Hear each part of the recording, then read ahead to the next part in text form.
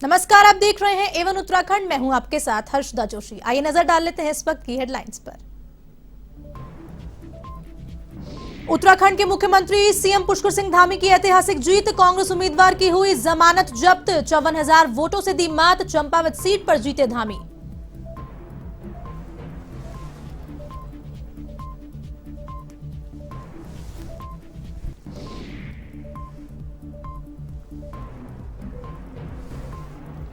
धामी की ऐतिहासिक जीत दर्ज पर भाजपा में जश्न का माहौल। भाजपा कार्यकर्ताओं ने आतिशबाजी और मिठाई बांटकर मनाई खुशी, तो मंत्रियों और विधायकों ने दी एक दूसरे को बधाई।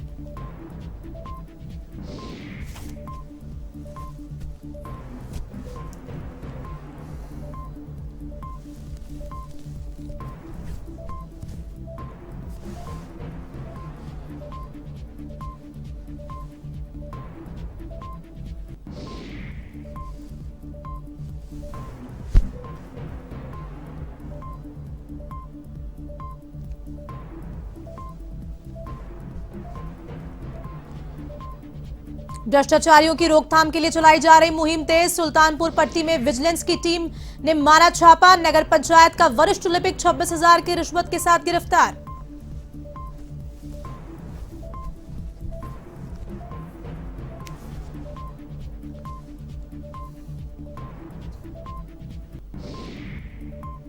उत्तर प्रदेश उत्तराखंड बॉर्डर पर दर्दनाक हादसा। काशीपुर में ट्रक से ट्रैक्टर ट्रॉली की जोरदार टक्कर। हादसे में 4 की मौत, करीब 1 दर्जन लोग घायल।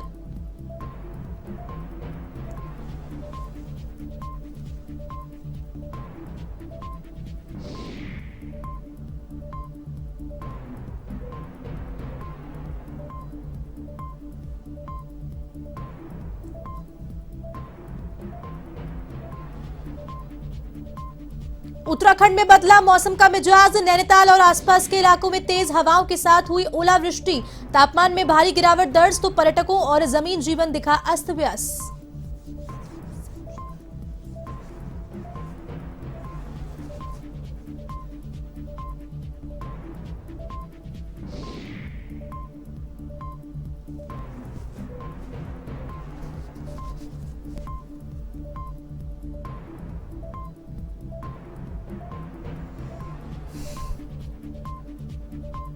अब खबरें विस्तार से। चंपावत उपचुनाव में जीत की घोषणा के बाद चंपावत पहुंचे मुख्यमंत्री पुष्कर सिंह धामी का भाजपा कार्यकर्ताओं ने फूल माला पहनाकर जोरदार स्वागत किया। इस अवसर पर मुख्यमंत्री पुष्कर सिंह धामी ने अपनी पत्नी गीता धामी और चंपावत के पूर्व विधायक कैलाश गहतोड़ी के गोलजीव देवता के मंदिर पहुंचकर उनका आशीर्वाद लिया और उसके उपरांत रिटर्निंग ऑफिसर नरेंद्र सिंह भंडारी से निर्वाचन प्रमाण पत्र प्राप्त किया। वहीं मुख्यमंत्री पुष्कर सिंह धामी ने चंपावत विधानसभा सीट की जीत के लिए चंपावत की जनता और बीजेपी कार्यकर्ताओं का आभार व्यक्त किया।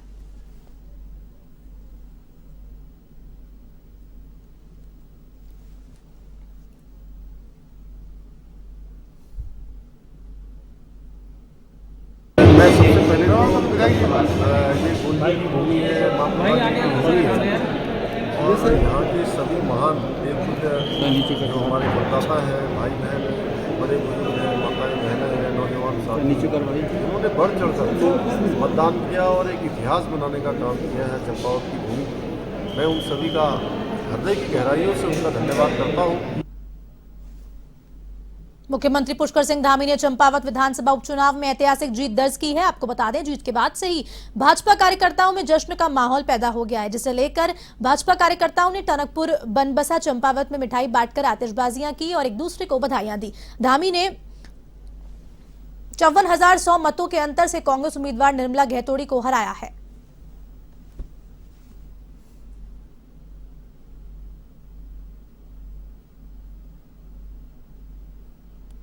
इस प्रकार से हमारे युवा मुख्यमंत्री आदरणीय पुष्कर सिंह धामी ने एक ऐतिहासिक जीत हासिल की है और प्रचंड जीत हासिल की है। मैं सबसे पहले उनको बहुत बधाई दे रहा हूँ, बहुत शुभकामनाएं दे रहा हूँ और वहाँ की जनता का भी अभिनंदन कर रहा हूँ, जिन्होंने एक प्रचंड बहुमत के साथ उनको विधानसभा में पहुँचाने का काम किया।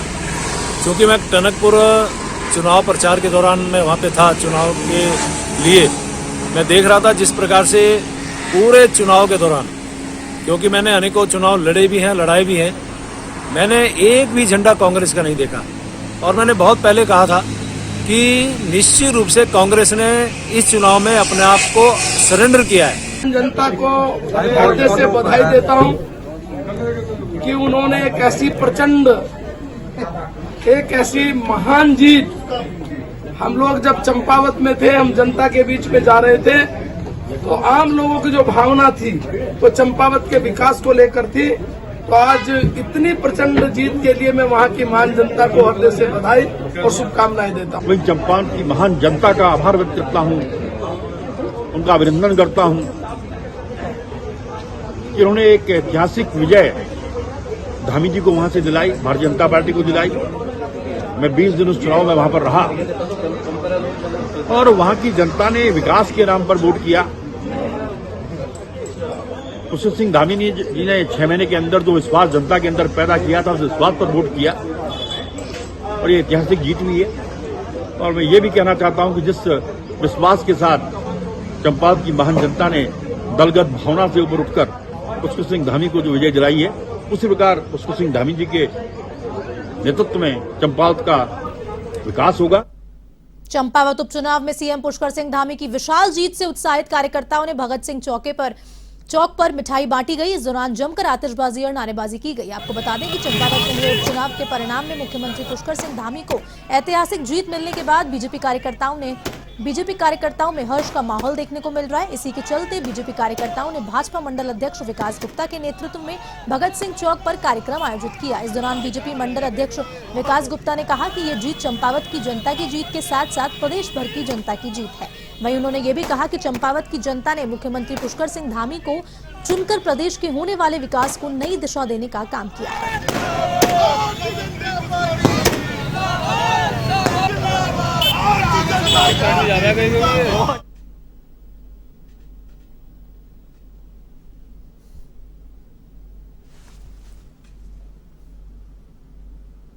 उत्तराखंड के मुख्यमंत्री पुष्कर सिंह धामी की चंपावत उपचुनाव में शानदार जीत से बीजेपी में जश्न का माहौल है। इसी के चलते अल्मोड़ा में बीजेपी कार्यकर्ताओं ने मुख्यमंत्री पुष्कर सिंह धामी की जीत का जश्न मनाया और लोगों को मिठाई वितरित की। थोड़ा पसंद का तो हो जाओ यार। मुख्यमंत्री पुष्कर सिंह धामी जी विजयी हुए, उसके लिए भारतीय जनता पार्टी अल्मोड़ा जनपद में भी अपार उत्साह है। प्रत्येक मंडलों में मित्रों आतिशबाजी का कार्यक्रम चल रहा है और हमारे भारतीय जनता पार्टी नगर मंडल में भी आज ये कार्यक्रम यहाँ पर हुआ है। कार्यकर्ताओं के उत्साह को देखकर लग रहा है कि जो पुष्कर धामी जी का जो करंट था केंद्र में मोदी और उत्तराखंड में धामी, दोनों की जो अपार सफलता के साथ भारतीय जनता पार्टी उस रथ में सवार है। उस रथ को आगे बढ़ाने का काम हमारे सभी कार्यकर्ता बंधु करेंगे। अगली खबर देहरादून से है, जहां कौशल विकास मंत्री सौरभ बहुगुणा ने कौशल रथों की झंडी दिखाकर रवाना किया, जिन्हें उत्तराखंड के दूरगामी क्षेत्रों के गांवों में रहने वाले युवाओं को कौशल विकास योजनाओं में जागरूक करने के लिए रवाना किया गया। आपको बताते चलें कि सौरभ बहुगुणा ने कहा कि demand based skill development program चलाकर रोजगार से जोड़ने का काम कर रहे हैं।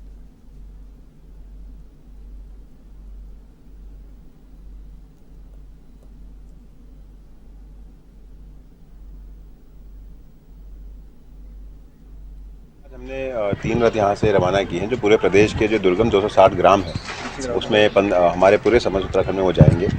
हमारी सरकार का मकसद युवाओं को रोजगार से जोड़ना है और उनको आत्मनिर्भर बनाना है और उसी परिप्रेक्ष्य में आज हमने ये रथ लॉन्च किए जो हमारे विभागों की सभी स्कीमों के बारे में लोगों को अवेयर करेंगे, युवाओं को बताएंगे, युवाओं को गाँव जाके उनको जोड़ने की कोशिश करेंगे।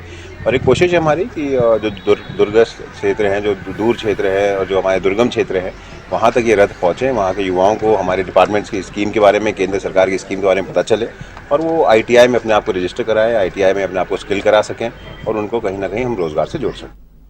उत्तराखंड में भ्रष्टाचारी की रोकथाम के लिए एक मुहिम चलाई जा रही है। इसी कड़ी में बाजपुर के सुल्तानपुर पट्टी में विजिलेंस की टीम ने छापा मारा और नगर पंचायत के वरिष्ठ लिपिक देवनाथ मिश्रा को 26,000 की रिश्वत लेते रंगे हाथों ट्रैप किया और घंटों की कार्रवाई के बाद उन्हें गिरफ्तार कर लिया गया है।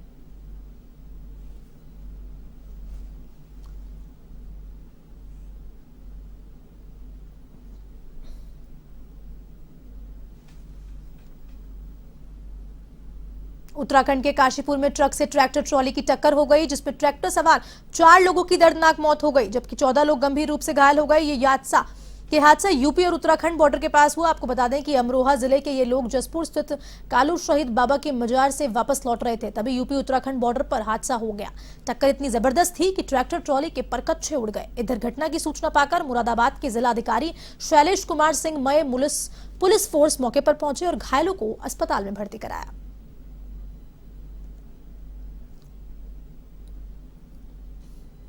ये अमरोहा डिस्ट्रिक्ट के थे और ये लोग रिलीजियस वर्क से यहाँ आए हुए थे। वापसी हो रही थी तो ट्रक और ट्रैक्टर के इनके आमने सामने से टक्कर हुई, जिसमें 21 लोग ट्रैक्टर ट्राली में सवार थे, जिसमें से 4 लोगों की डेथ हो चुकी है और बाकी उसमें से लगभग 14 लोग यहाँ पर एडमिट हैं। सबका ट्रीटमेंट चल रहा है और यहाँ जो चिकित्सालय के प्रशासनिक तबके के लोग हैं, जो यहाँ चिकित्सक हैं, उनसे वार्ता की गई है। अभी कुछ लोगों की स्थिति थोड़ी नाजुक बनी हुई है, लेकिन ट्रीटमेंट की यहाँ पूरी व्यवस्था और हम लोग परिवारीजनों के संपर्क में हैं और इनके हर।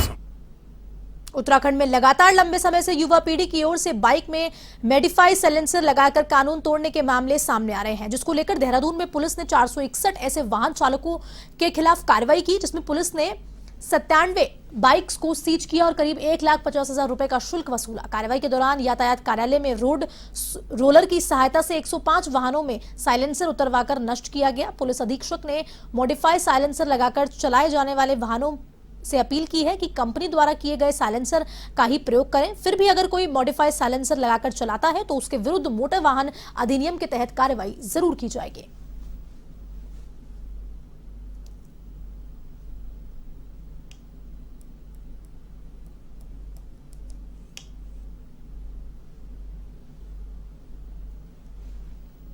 उत्तराखंड के विकासनगर में आर्यन सामाजिक संगठन के प्रदेश अध्यक्ष सुमित नेगी की अगुवाई में दर्जनों कार्यकर्ताओं ने सिंचाई विभाग पर ठेकेदारों से सांठगांठ कर सरकारी धन की बंदरबाट करने का आरोप लगाया है। साथ ही मामले की जांच कर दोषियों के खिलाफ कार्रवाई की मांग की है।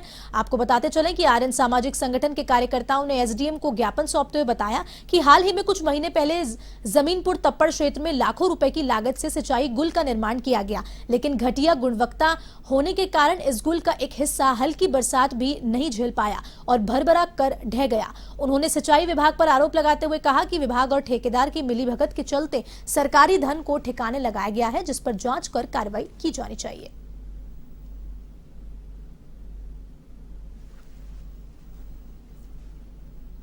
कि हमें वहीं के कुछ लोगों ने कल बताया था कि वहाँ पे गूल बनी है और वो गूल इस प्रकार की बनी है कि वो पहली बारिश, अभी बरसात भी शुरू नहीं हुई और पहले ही समझ लीजिए प्री मानसून की बारिश में वो पूरा का पूरी दीवार जो है क्षतिग्रस्त हो गया है। अगर वो बनाने इस प्रकार था तो मुझे लगता है वो कच्ची गूल ही ठीक थी, जिसको लोग भी खुद ठीक कर लिया करते थे।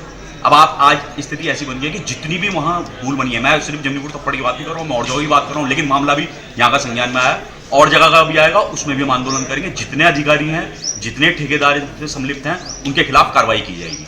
ये जनता का सरकारी खजाने का पैसा जो ठिकाने लगाया जा रहा है उसको बिल्कुल सहन नहीं किया जाएगा और हमारे द्वारा उसका आंदोलन किया जाएगा। एक हफ्ते बाद हम फिर एसडीएम साहब से यहाँ पहुंचेंगे, अगर कार्रवाई नहीं होगी हम यहाँ धरना देंगे।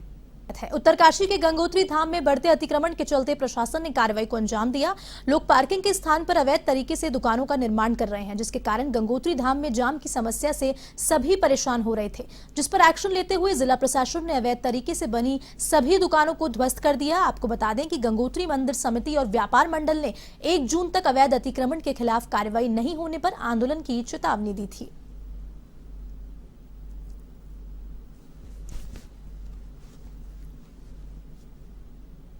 आज जो व्यापारियों द्वारा यहाँ पे कल धरने की चेतावनी दी गई थी, क्योंकि यहाँ पर पार्किंग के स्थान पे ये ढाबे, मकाई वाले, माला वाले पूरी गंदगी करके रखी हुई थी। इसके लिए सरकार का धन्यवाद कि उन्होंने एक्शन लिया और आगे भविष्य में भी हम आशा करेंगे कि ऐसा कभी ना हो, क्योंकि ये तीर्थ की सफाई का और मर्यादा का एक उल्लंघन है कि पूरी गंदगी पूरे पार्किंग के स्थान पे, जहाँ पे यात्रियों के लिए बैठने के लिए स्थान बने हुए हैं, वहाँ पे ये लोगों ने ढाबा खोल के रखे हुए थे।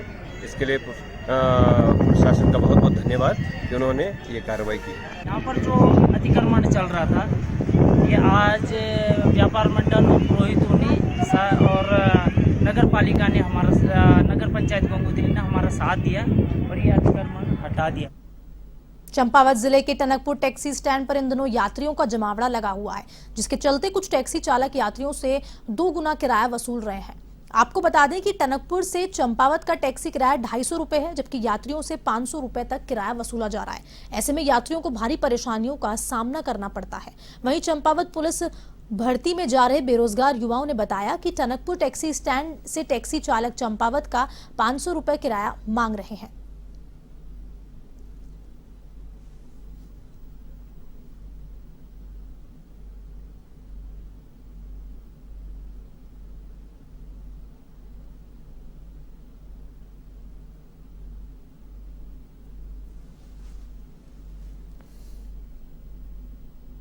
प्रसिद्ध बाबा जगशीला की डोली यात्रा हरिद्वार से कोटद्वार पहुंची। ढोल बाजे के साथ लाल बत्ती चौक पहुंची। बाबा की डोली के दर्शन के लिए भारी संख्या में लोग मौजूद रहे। झंडा चौक चौराहे से होते हुए यात्रा ने लक्ष्मी नारायण मंदिर में नमन किया। इसके बाद बाबा जगशीला की स्थानीय लोगों ने विधि विधान से पूजा अर्चना की।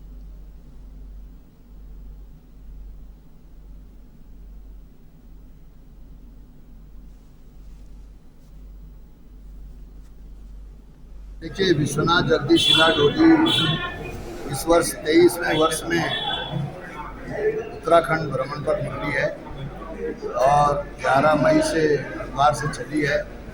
हरिद्वार, काशी, पौड़ी, टिहरी, चमोली, रुद्रप्रयाग, बागेश्वर, चंपावत, पिथौरागढ़, अल्मोड़ा, नैनीताल, नगर होते हुए और आज यहाँ पर कोटद्वार में पहुंची। इस डोली का जो उद्देश्य है, विश्व में शांति कायम, एक पहला उद्देश्य है। दूसरा उद्देश्य है जो हमारी देव संस्कृति है, चाहे वो किसी भी धर्म के हैं, किसी भी संप्रदाय के हैं, किसी भी पंथ के हैं।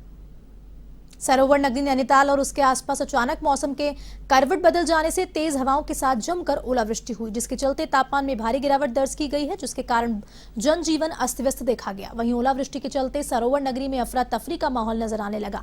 स्कूल के बच्चे स्कूल में कैद हो गए तो मूसलाधार बारिश और ओलावृष्टि के चलते नालियों का गंदा पानी सड़कों पर बहने लगा।